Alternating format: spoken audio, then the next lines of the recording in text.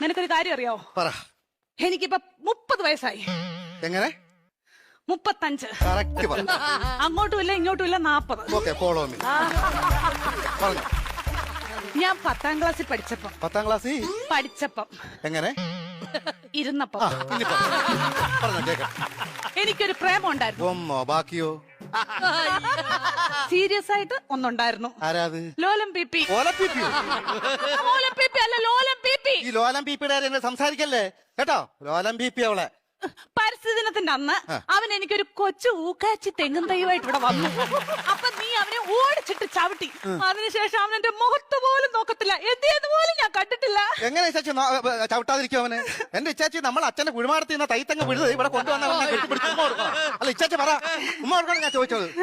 അതിനുശേഷം ഒരൊറ്റ ആമ്പിള്ളാര് എന്റെ ഈ മുഖത്തോട് നോക്കിയിട്ടില്ല. എന്താ കാര്യം? Age over.